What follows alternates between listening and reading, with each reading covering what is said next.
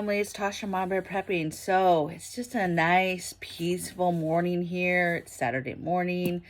Slept in a little bit, slept until 8 o'clock. Didn't really sleep in. Was up by 6:30, but then got back in the bed and had just been on the phone doing social media stuff and just relaxing. But didn't get out of the bed till 8. Just nice. So nice. Peaceful. It's not hot. It's very nice and cool and calming outside. Got my coffee. I just hope you guys are doing well. I'm feeling very, very blessed today. I feel blessed most days, actually, but I'm feeling really good today. So I hope I can spread that to you through the screen and that you guys have a nice calming day as well with whatever it is that you're going to get into. So today, I just want to have a conversation about preparing for the future, like always, preparing for Great Depression, right? We know that's coming. We have a recession, even though we don't really want to discuss and actually say we are in a recession, but we most definitely are. With that, obviously, there's a lot of hardship. You know, you have a lot of people that are dealing with not being able, well, struggling on, what to pay, right? Do they pay utility bills? Do they pay mortgage? Do they pay car payment? Do they put food on the table? And struggling to make that happen. On the other hand, you have a whole group of people who are not even working, right? There's so many jobs available right now. I just cannot fathom how people are making it without working. We're retired, fixed income. And, you see me, silly me on YouTube trying to make money because it takes money to live, right? It takes money to buy food, to put food on the table, to take care of your family, to provide. And so I'm not quite sure how a lot of people are doing it. And then there's people that are literally breaking their backs to survive right now. So prayers to those people. What I want to talk about today is just a much lighter topic in regards to preparing for Great Depression, preparing for harder times, and hopefully just to help even just now with just basic food prepping, tips. I said tricks. Tips. Tricks are for kids. Different tips, things for the kitchen for utilizing stuff and making your life a little bit easier. And it also is preparing you for several things, right? So let's talk this through. I've got some notes. So how do you prepare for a Great Depression? How do you prepare for higher cost of food, possibly no food, which is what we prepare for anyway? How do you make your dollar stretch? How do you make your food stretch? All that good stuff. So it starts with menu planning. What I would suggest is there's just a wealth of information on the internet. You literally, since you're here watching me on YouTube, there are several YouTube channels. If you just search freezer meals, 10 easy meals, prep 10 meals for your family, prep 20 meals for your family, whatever it is, a ton of videos will come up on different meal planning, different meals, and that's the way to go. So that's where you start to get those ideas running. Get a pen and paper, start writing out some menus, and then what you're going to do is you're going to plan out one-pot meals. When it comes to anytime you're trying to stretch the dollar, stretch your food, you want to think of meals that have less ingredients, are one-pot meals, right? Very easy to throw together. Either it's whether that's the crock pot, whether that's the Instapot, whether that's a pot on the stove, whether that's a sheet pan meal. But that one-pot theory, right? You have some meat, you have some carbs on there, you've got some vegetables, right? And you've got that all together and it's a one meal, okay? Or one-pot meal. So think one-pot meal. That's going to come in handy too, because remember, you're preparing to stretch the dollar. You're preparing to have less, right? And trying to do more with less. And you're also preparing for other things that could happen in the future, right? So you're at the same time trying to prepare for a grid down, right? And one-pot meals are a very easy way of being able to cook off grid, right? Cook with no power, cooking on an alternate cooking source, much easier, right? And not having, 3 or 4 pans and you're cooking 3 or 4 different things that you plan on putting on your plate together. No, you've got one meal that's going to go in a cup or a bowl or a plate. Okay. Next thing I have for you is, you're going to do both or one or the other. And I say one or the other because for folks that don't have canners, but you're going to try to make this two things: shelf stable. So you're trying to do one pot things. So a lot of soups, stews, that type of thing. Make them, can them, pressure can it, get it on your shelf, make it shelf stable. Now, I understand that some people do not have canners, do not have that ability. So I'm going to tell you, and I'm going to do this as well. I'm not the best at this, but I want to get better at this. And that's having one pot meals pre-done and put them in the freezer. Okay. So that's what I'm going to be actually working on this week as we move forward, is getting some freezer meals put together. We're always doing the shelf stable stuff. We're always doing MREs. We're always doing meals ready to eat, that type of thing. And so I want to kind of switch gears and get ready for winter and get ready for recession as well, right? We're not made of money either over here. And so we have to think about budget. We have to think about meals.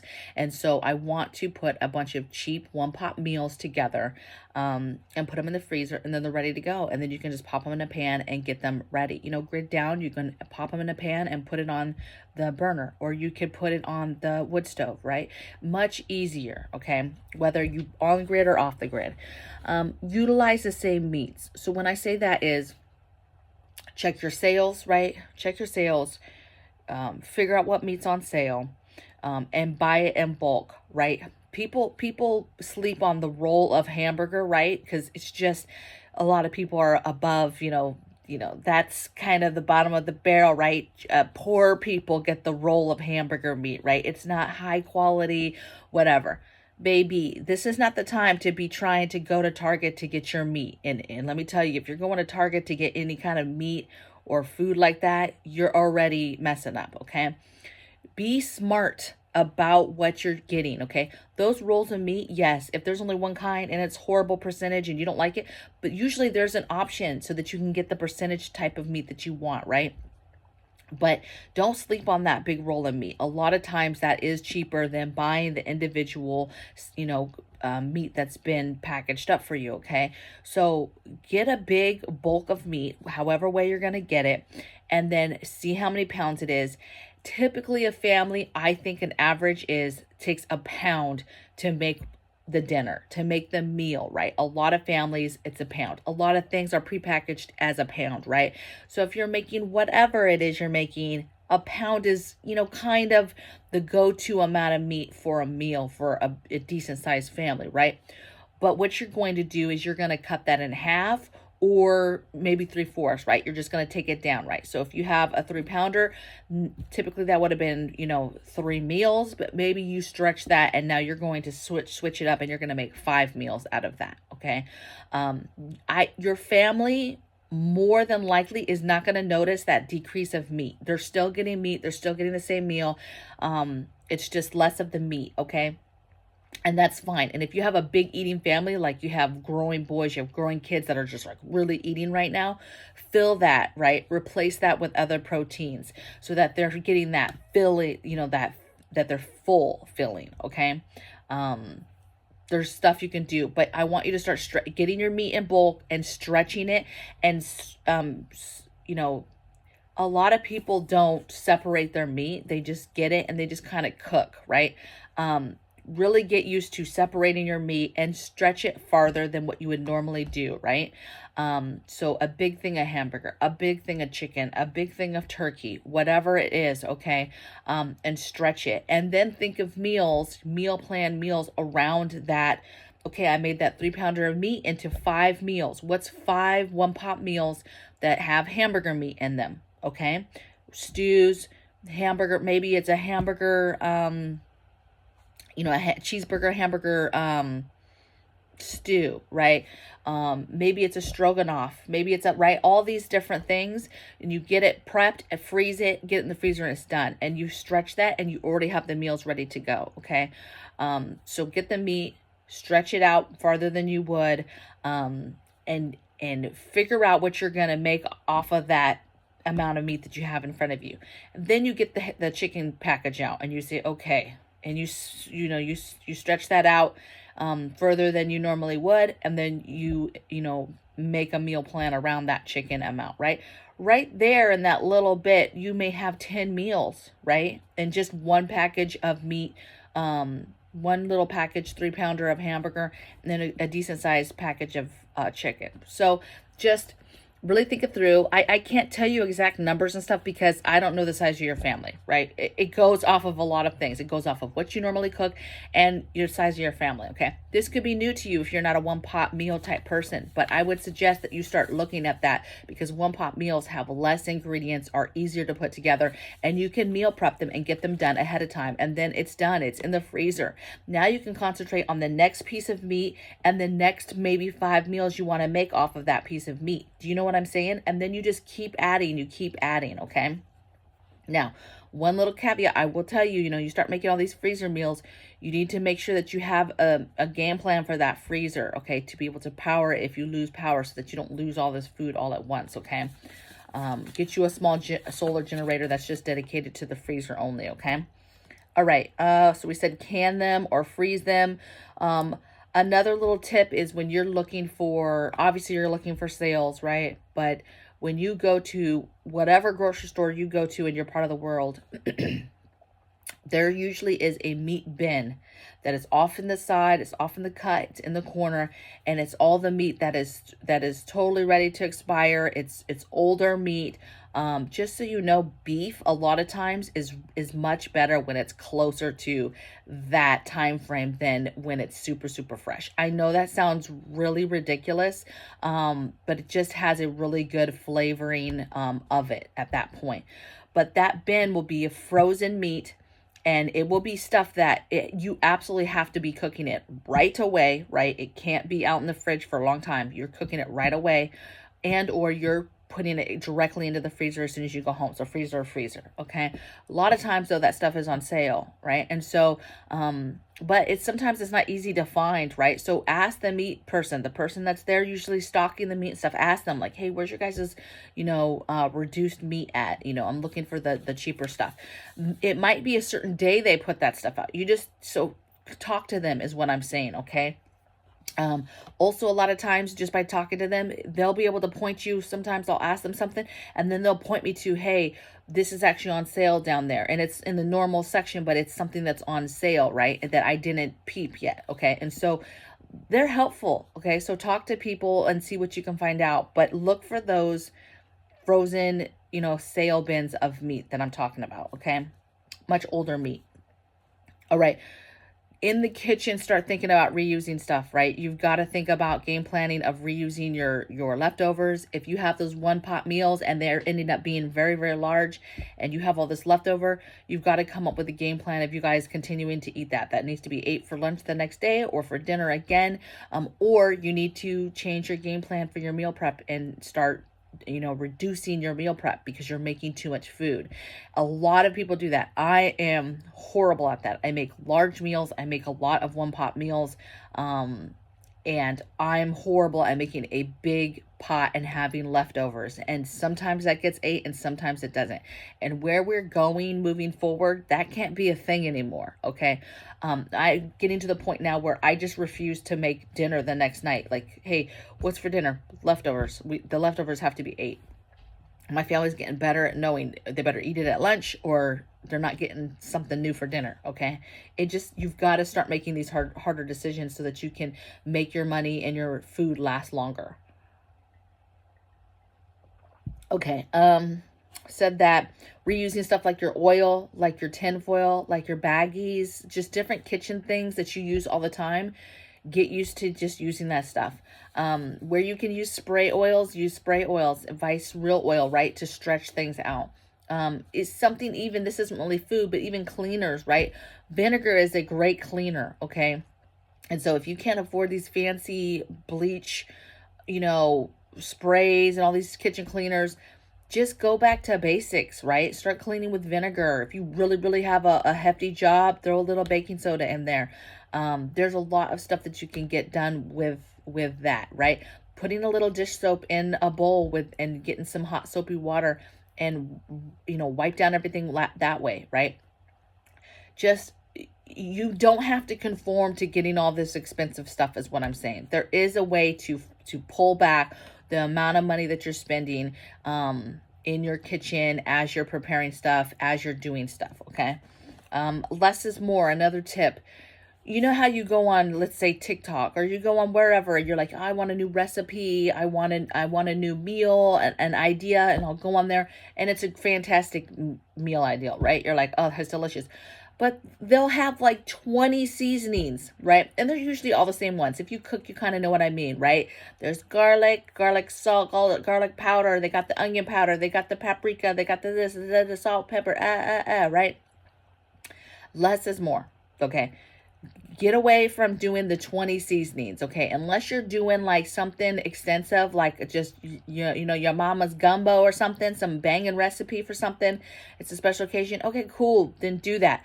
But less is more. So find you your favorite seasoning salt. You just need some salt, pepper, and a good combo seasoning that's good on multiple dishes, multiple meats, right?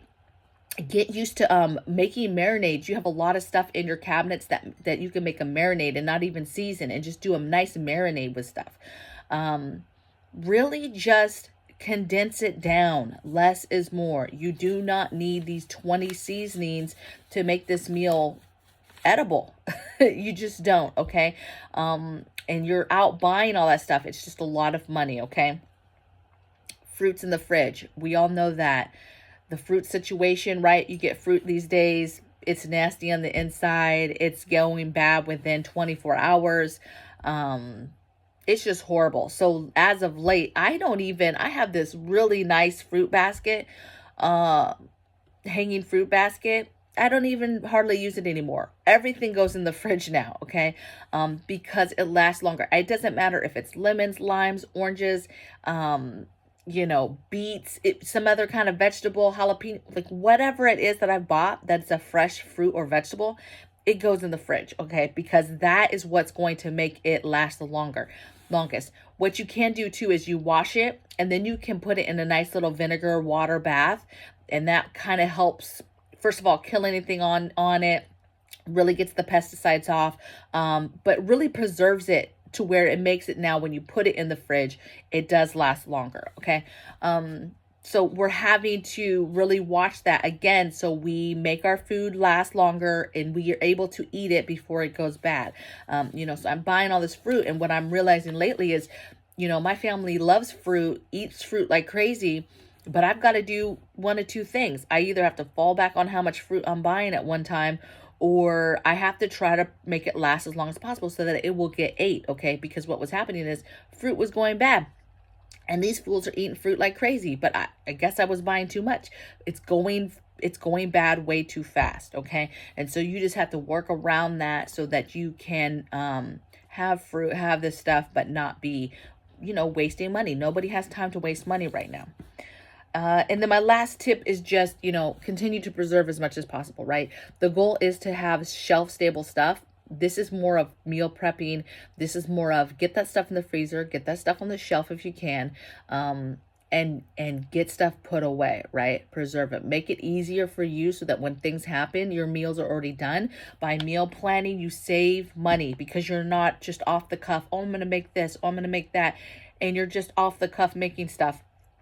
When you plan it out, you save money, okay? And there's ways to do it where you can, you know, you plan around the meat you get, and then the meat is not wasted. You come up with way more meals. If you meal prep and actually put them together right away and then put them in the freezer, for example, all the work is done. All the thought process of what you needed to do to make it is done. All the measurements are done. You know, you've done the whole meal planning from start to finish, okay? And it's going to be stressful times. And so anything you can do now to make it not so stressful, you know, pulling out those meals that you put in the freezer, even if it's 3 months from now, 2 months from now, that could be beneficial, right? You know, things happen in life too. So I think it's just smart to have ready to eat meals ready to go for anything that happens in life. Somebody ends up in the hospital, right? A family member ends up in the hospital. Somebody loses a job, right? Whatever it is where you find yourself struggling all of a sudden as a family, you know, preparing food like this, preparing things ahead of time, is helpful. So I know this video is not going to be everybody's cup of tea, but I know that those that are watching it, that are cooks and are the preparers and are preserving food, hopefully will appreciate it. So let me know your thoughts in the comments below, and I hope you guys have a beautiful weekend. I'm going to get into some things, and I'm looking forward to next week's videos. The whole entire week is going to be about water. Every single day is a water video. We're going to be talking about, I'm going to show you my rain barrels. We're going to be talking about water in general, how to make it safe, how to purify it, all that good stuff. We're going to be talking about water containers. We're going to be talking about water filtering systems, do-it-yourselves and ones that you can buy. And we're going to be talking about water sources, so sourcing water from different locations, and again, how to make it safe to drink. Okay, so hopefully next week somebody will get something out of this, because I get a lot of water questions, and so we're just going to dedicate the whole week to those videos. Okay, so I'm looking very, very much forward to those, because I know it will answer a lot of questions for a lot of people. So I'll see you guys next week. Bye.